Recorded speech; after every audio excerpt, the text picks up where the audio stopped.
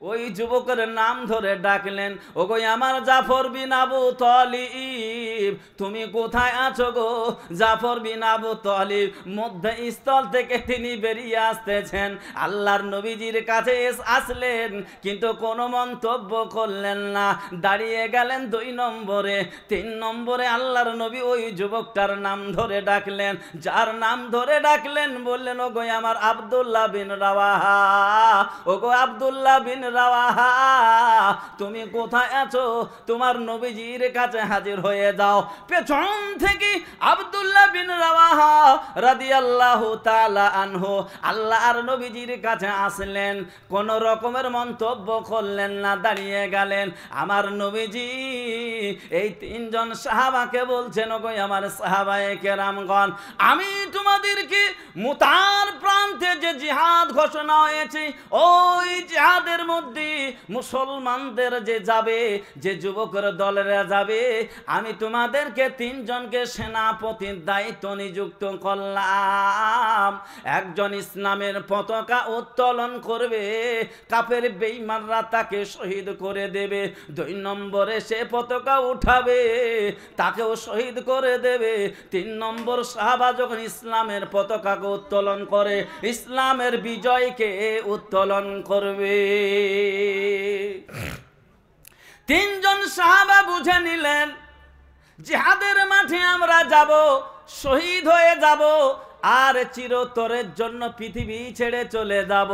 আল্লাহর নবী বলেন, তোমরা 3 জনা নিজেদের নিজেদের বাড়ি যাও, তোমাদের মা বা ভাই বোন বিবি বাল বাচ্চা সন্তান আদিদেরকে বিদায় সালাম জানিয়ে আসো।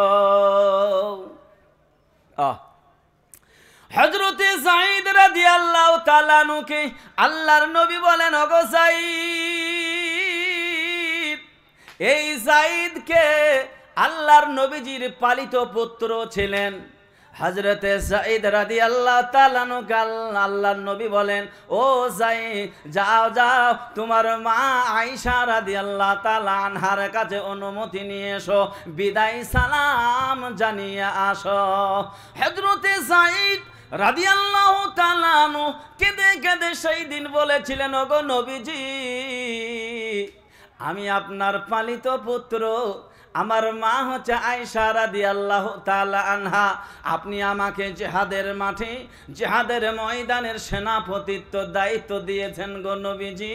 আমার মা আয়েশা রাদিয়াল্লাহু তাআলা আনহা ঘরের ভিতর থেকে শুনেছেন, ওগো নবীজি, আমার আর যাওয়ার কোনো প্রয়োজন পড়ে না, আমি প্রস্তুত, আমি রেডি হয়ে গেলাম। যায়েদ ওই যুবক সাহাবা, তিনি প্রস্তুত, জীবন চলে যাবে রে বাবা, কোন রকমের পরোয়া করলেন না। কেন? কোরআনের জন্য যদি জীবন দিতে পারি, আল্লাহ পাকের কাছে বড় কামিয়াব। এর এই কামিয়াবটা কিন্তু 60 বছরের জন্য নয়, 80 বছরের জন্য নয়, কত বছরের জন্য গো বাবা? অনন্তকাল, চিরস্থায়ীর জন্য কামিয়াবি আল্লাহ ঘোষণা করবে। 2 নম্বরে আল্লাহর নবী হযরতে জাফর বিন আবু তালিব রাদিয়াল্লাহু তাআলা আনহুকে বললেন, ওগো জাফর, যাও যাও, তোমার বাড়ি যাও, তোমার বিবিদেরকে তুমি বিদায় সালাম জানিয়ে আসো। হযরতে যায়েদ রাদিয়াল্লাহু তাআলা আনহু আমার ছোট ছোট সন্তান, 2-4টে সন্তান ছিল রে বাবা বাড়িতে। হযরতে জাফর বিন আবু তালিব যখন বাড়ি গেলেন, বাড়িতে ওঠার পরে পরে বিবিকে সালাম দিয়ে বললেন, ওগো বিবি, আল্লাহর নবী আমাকে জিহাদের সেনাপতির দায়িত্ব দিয়েছেন রে বিবি।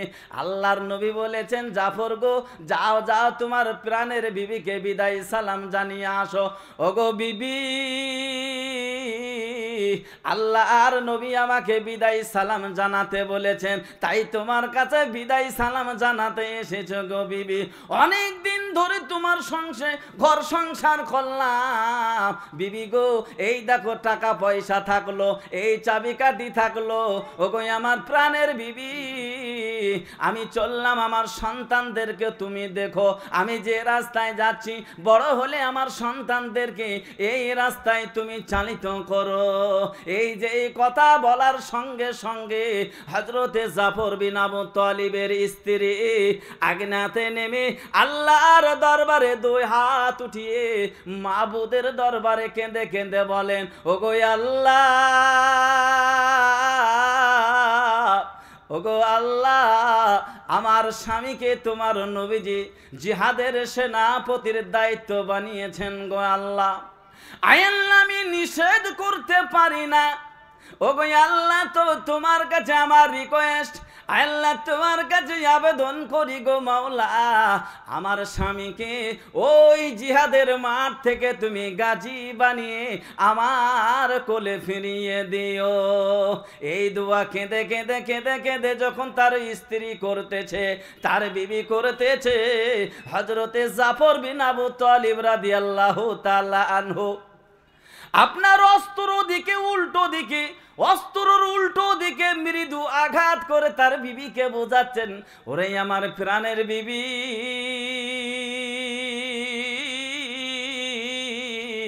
উল্টো দোয়া তুমি করিও না, তোমার এই উল্টো দোয়া আল্লাহর দরবারে কবুল হবে না।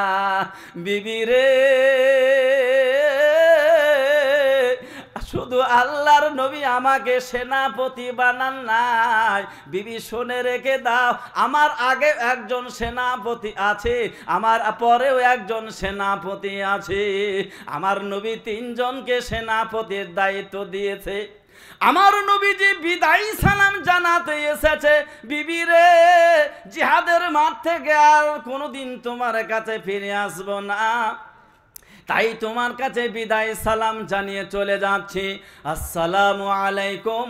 যেই বলেছে রে বাবা, মুখটা যখন ফিরিয়ে নিয়েছে, ঘটনার কিতাবের ভিতরে লেখা রয়েছে, যখন মুখটা ফিরিয়ে নিয়েছেন জাফর বিন আবু তালিব, আমরা যেরকম বাড়িতে যখন মুরগি জবাই করি, আর জবাই করার পরে যদি আপনারা আগুনেতে ছেড়ে দেন, কত ছটপট ছটপট করে গো ভাই, ঝটপট ঝটপট করে, কাটা কবুতরের মতো, কাটা মরগের মতো হযরতে জাফর বিন আবু তালিবের স্ত্রী ওই আগুনের ভিতরে তড়পাচ্ছে, কাঁদতেছে। আর ওই ছোট ছোট বাচ্চা ছেলেরা হযরতে জাফর বিন আবু তালিব রাদিয়াল্লাহু তাআলা আনহুর পেছনে পেছনে যায়, আরে কেঁদে কেঁদে বলেন, ওগো আমার আব্বাজান, যাবেন না, যাবেন না, ওগো আমার আব্বাজান, কোথায় আপনি যাইবেন আমাদেরকে ফেলে? কে আমাদেরকে আদর করবে, কে আমাদেরকে কোলে নেবে, কে আমাদেরকে ভালোবাসবে, ঈদের দিনে কে আমাদেরকে নতুন পোশাক কিনে দেবে, কে আমাদেরকে চুমো দেবে? ওগো আব্বাজান, আপনি কিন্তু যাবেন না, যাবেন না বলে ছোট ছোট বাচ্চা ছেলেরা কাঁদতে কাঁদতে কাঁদতে কাঁদতে শুধু দৌড়াই। ঘটনার কিতাবের ভিতরে আছে, হযরতে জাফর বিন আবু তালিব রাদিয়াল্লাহু তাআলা আনহু একবার পেছনের দিকে তাকিয়ে দেখলেন না যে কারা কাঁদতেছে। কেন তিনি দেখেন নাই? কেন তিনি তাকালেন না পেছনের দিকে? তিনি বলতেছেন, পেছনের দিকে যদি আমি একবার তাকাই, প্রাণের বিবির চোখের মহব্বতের পানি যদি আমার মহব্বতের লেগে যায়, সন্তানদের চোখের পানি যদি আমার মহব্বতের হয়ে যায়, আর ওই সাইডে যদি ইসলামের পরাজয় ঘটে যায়, কিয়ামতের কঠিন দিনে আল্লাহর দরবারে মুখ দেখাতে পারবো না, নবীজির দরবারে আমি মুখ দেখাতে পারবো না। এরই জন্যই আমি পেছনের দিকে তাকান না যে কারা কাঁদতেছে। এটা হচ্ছে দিনের মহব্বত, কোরআনের মহব্বত, নবীজির মহব্বত, আল্লাহ পাকের মহব্বত। আল্লাহ প্রত্যক্ষ করেছেন হযরতে জাফর বিন আবু তালিবকে। এত বড় ত্যাগ তিতিক্ষা, সন্তান তো মহব্বতের জিনিস গো বাবা, কেমন করে ত্যাগ তিতিক্ষা দিয়ে গেলেন। দিনের কতটুকু মহব্বত তিনারা করেছেন, কোরআনের কতটুকু মহব্বত করেছেন, আল্লাহর ভালোবাসা, নবীজির মহব্বত তাদের অন্তরের ভিতরে কেমন ছিল গো বাবা, ঘটনার মাধ্যমে বোঝা যায়। আমরাও তো মুমিন, তাই না? 3 নম্বরে সাহাবী হযরতে আব্দুল্লাহ বিন রাওয়াহা রাদিয়াল্লাহু তাআলা আনহু। আল্লাহর নবী বলেছেন, গো আব্দুল্লাহ বিন রাওয়াহা, এ আব্দুল্লাহ বিন রাওয়াহা কে গো আপনারা কি জানেন? এই আব্দুল্লাহ বিন রাওয়াহা একদম টাটকা যুবক ছেলে, সবে মাত্র ওই দিন মদিনা থেকে একজন সুন্দরী রমণীকে বিবাহ করে এনেছেন। ওই দিনেই মদিনা থেকে একজন সুন্দরী রমণীকে তিনি বিবাহ করে এনেছেন। আল্লাহর নবী তিনি জানেন যে আব্দুল্লাহ বিন রাওয়াহার আজকে বিবাহ হয়েছে, এখনো পর্যন্ত রাত্রি গুজার হয় নাই, রাত্রি অতিবাহিত হয় নাই। আমার আল্লাহর নবী জানেন যে আব্দুল্লাহ বিন রাওয়াহা আজকে তিনি বিবাহ করেছেন। জানার পরও আমার আল্লাহর নবী বলছেন, ওগো আমার আব্দুল্লাহ বিন রাওয়াহা, যাও যাও তোমার নতুন বিবির কাছে যাও, বিদায় সালাম জানিয়ে আসো। কত বড় ত্যাগ তিতিক্ষা! ও যুবকের দল ভালোভাবে শুনে রেখে দাও, কেমন যুবক ছিলেন তিনি। নতুন বিবির কাছে তিনি যখন গেলেন, বাড়িতে যখন উঠেছেন, দেখছেন নতুন বিবি আল্লাহ পাকের কালাম তেলাওয়াত করতেছেন, কোরআন মাজিদ তেলাওয়াত তিনি করতেছেন। আব্দুল্লাহ বিন রাওয়াহা বাড়িতে উঠা মাত্র তিনি বললেন, ওগো আমার নতুন বিবি, একটু তেলাওয়াত তুমি বন্ধ করো, কোরআন মাজিদ পড়া একটু বন্ধ করো, কয়েকটা কথা তুমি আমার কাছে শুনে নাও। কোরআন পড়া যখন বন্ধ করে দিয়েছে তার বিবি তখন বলেন, ওগো আমার নতুন স্বামী, কি বলতে চাইছেন বলেন। আব্দুল্লাহ বিন রাওয়াহা তার নতুন স্ত্রীকে, নতুন বিবিকে বলছেন, ওগো আমার প্রাণের বিবি, ওগো আমার নতুন বিবি, আল্লাহর নবী আমাকে জিহাদের মাঠের সেনাপতির দায়িত্ব দিয়েছেন, আল্লাহর নবী আমাকে বিদায় সালাম জানাতে পাঠিয়েছেন, তাই আমি তোমার কাছে এসেছি বিদায় সালাম জানাতে। ও প্রাণের বিবি গো, ও আমার নতুন বিবি, সবে মাত্র আজকে তোমাকে বিবাহ করে আনলাম, এখনো পর্যন্ত তোমার মনের আশা পূরণ করতে পারি নাই। বিবি রে, মনে কোনো দুঃখ না নিয়ে আজকের দিনে তুমি আমাকে মাফ করে দাও, ক্ষমা করে দাও। বিবি গো, আমি চললাম, আল্লাহর নবী আমাকে সেনাপতির দায়িত্ব দিয়েছেন। নতুন বিবি বলেন, ওগো আমার প্রাণের স্বামী,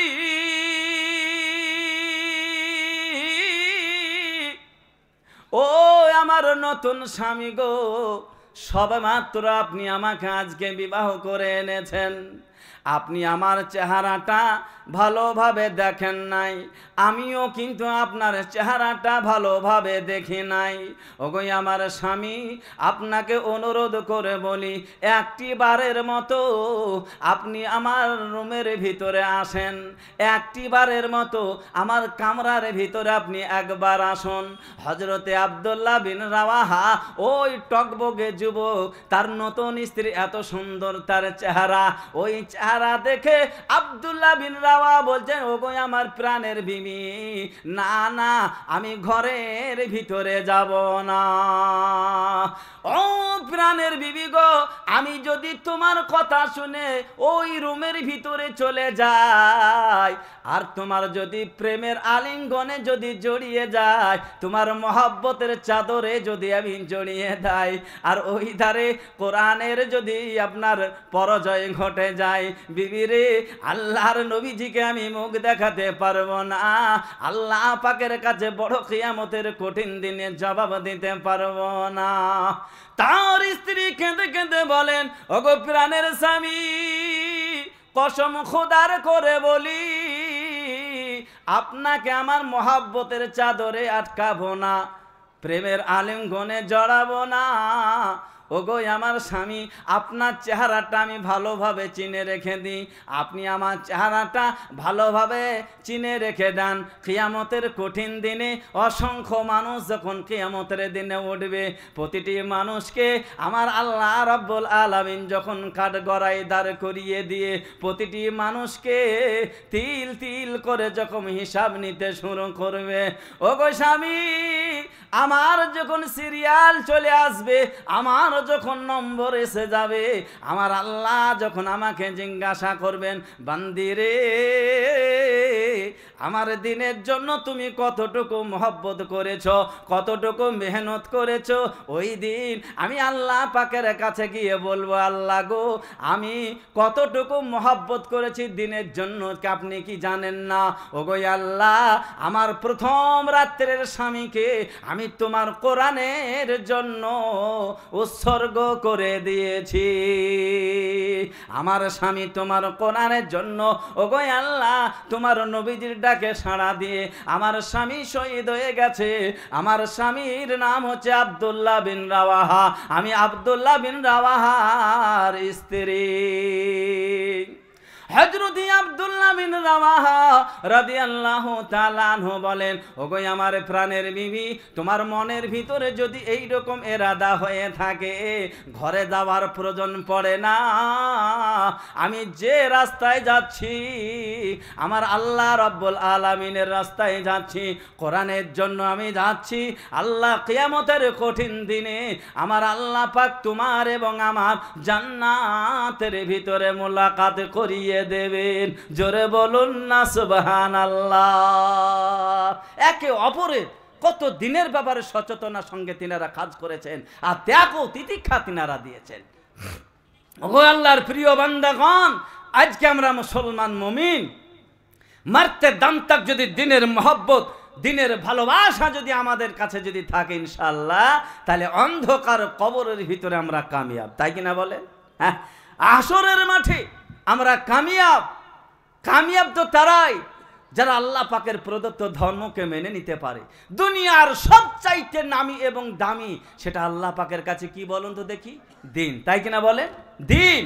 আর এই দিন মোতাবেক যারা চলবেন, দিনকে নিয়ে যারা থাকতে পারবেন, কসম খোদার করে বলছি ভাই, মরে যাবেন আজকে যদি আপনার ইন্তেকাল হয়, তা লাগায় কালকে আপনার জোহরের নামাজ পড়ে কিন্তু আমরা আপনার গন্তব্যস্থলে পৌঁছে দেব। তাই কিনা বলেন? কিন্তু আপনার সঙ্গে কেউ কি কবরে থাকবে ভাই? বলেন, কেউ থাকবে না।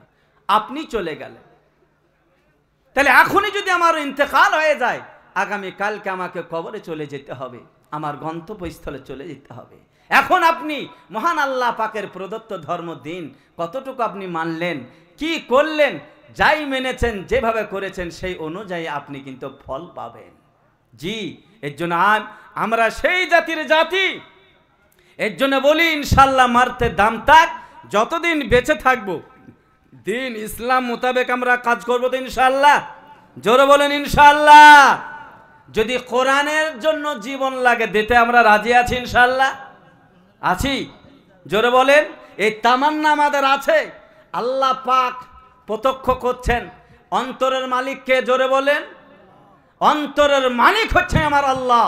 এই তামান্না যদি আপনার থাকে যে আল্লাহ তুমি আমাকে শ্রেষ্ঠ বানিয়েছো, সৃষ্টি জীবের মধ্যে থেকে শ্রেষ্ঠ জীব আমাকে বানিয়েছো, শ্রেষ্ঠ খাবার তুমি আমাকে খাইয়েছো, আয় আল্লাহ তোমার কোরআনের জন্য যদি আমার জীবনটা লাগে, আয় আল্লাহ আমি প্রস্তুত রয়েছি। এই তামান্না, এই আশা, এই আকাঙ্ক্ষা যদি আপনার থাকে ইনশাআল্লাহ, তাহলে আপনি কামিয়াব। জি, আখিরাতের পুঞ্জি আপনার কাছে এসে যাবে। তাই কিনা? এর জন্য প্রত্যেকটি মানুষ ইনশাআল্লাহ আমরা মারতে দাম তাক, আমরা তাদেরই উত্তরসূরি যারা জীবন দিয়েছেন কোরআনের জন্য। আমাদের কাছে এখন জীবন লাগছে না, তাই কিনা বলে? লাগে? যদি লাগে তা আমরা দিতে প্রস্তুত আছি, কিন্তু এই কোরআনের প্রতিষ্ঠানগুলোকে যে কিভাবে বাঁচিয়ে রাখা যায়, যদি পরামর্শ দিয়ে হয় তাহলে পরামর্শ দিয়ে, যুক্তি দিয়ে যদি হয় যুক্তি দিয়ে, টাকা পয়সা দিয়ে যদি হয় তাহলে টাকা পয়সা দিয়ে আগে করতে হবে। আজ যখন দেখবো না জীবন দরকার আছে, তখন কিন্তু আমরা জীবন দিয়ে ইসলামকে তরুতাজা করবো ইনশাআল্লাহ।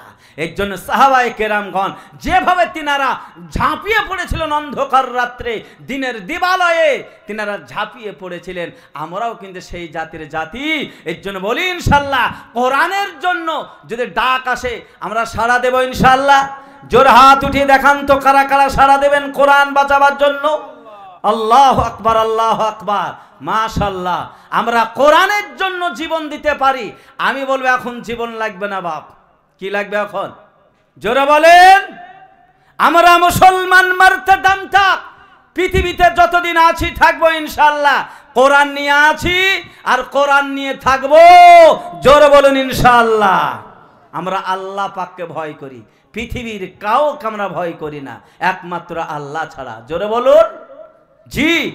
আল্লাহ পাকের কোরআন যদি আপনার সাথে থাকে, আপনার একটা পশম বেঁকাবার ক্ষমতা কাউরের নাই, যদি আমরা প্রকৃত কোরআনকে নিয়ে থাকি।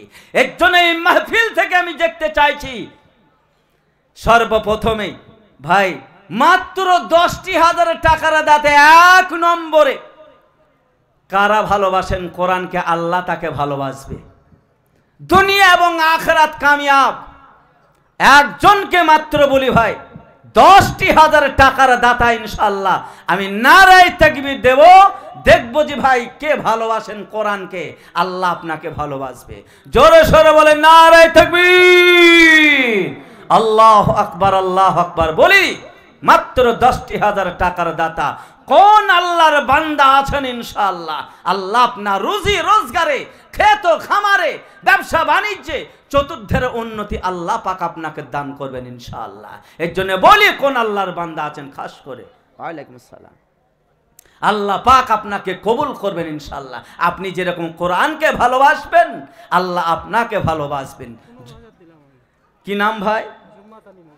জুম্মাত আলী মন্ডল।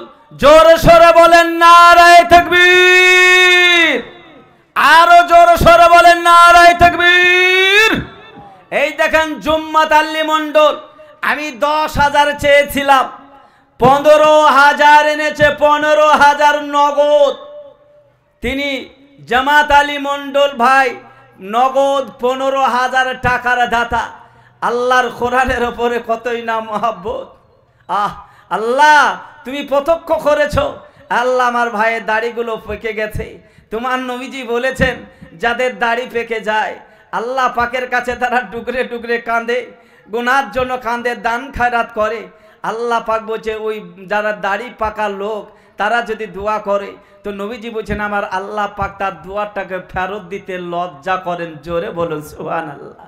আমি বলছি জামাত আলী মন্ডল ভাই, আপনি এই বয়সে যে কোরআনের সঙ্গে মহব্বত করলেন, নগদ যে 15,000 টাকা দিলেন, আপনি বয়স্ক হয়ে গেছেন, আল্লাহ আপনার এই দানকে কোনোদিন ফিরে দেবেন না। কিয়ামতের কঠিন দিনে রেহাই দিয়ে আল্লাহ আপনাকে নাজাতের ফয়সালা বানাবেন, আর পৃথিবীতে যতদিন থাকবেন ইনশাআল্লাহ আল্লাহ আপনাকে কামিয়াবি বানাবেন। এর জন্য একটু দোয়া করেন। আল্লাহ তোমারও পিয়ারা বান্দা জামাত আলী ছিল, আল্লাহ তোমারও পিয়ারা বান্দা জামাত আলী ছিল, এ ছিল কি না ছিল মাওলা দানে বোঝা গেল। আহারে খুদার বান্দা কোথায় গো ছিলে, এ দানের কথা শুনে তুমি 15,000 টাকা দিলে। দোয়া করিও গো বাড়ি ভাইয়ের তরে, সুখে সংসার করে রেখো মাওলা তারে। আর ওই আমি দোয়া করি শোনো গো পাকবাড়ি, আমি জানিতে নাকি দাড়ি করে দিও ভারী। আর ওই আমি দোয়া করি শোনো গো পাক রব্বানা, এ দানি হয় কি তুমি জানো কখনো ভুলো না। জোরে বলুন আল্লাহুম্মা আমিন, জোরে বলুন আল্লাহুম্মা আমিন। জি এই দেখেন আমার ভাই 15,000 টাকা হয়ে গেছে। আর একজন ইনশাআল্লাহ 2 নম্বরে কোন আল্লাহর বান্দা আছেন, ইনশাআল্লাহ আপনার নুরানি চেহারাখানা দেখিয়ে দেন। আমি 10,000 টাকা চেয়েছি, আমার ভাই এসে 15,000 দেখে ইনশাআল্লাহ 10,000 ব্যক্তিকে ইনশাআল্লাহ কোন আল্লাহর বান্দা আছেন, আল্লাহ আপনার রুজি রোজগারে বরকত দিবে ভাই। আল্লাহ আপনার শরীরে তাকত দেবেন, ক্ষমতা বাড়িয়ে দেবে। আমরা দেখি হসপিটালের ভিতরে, বাড়ির মধ্যে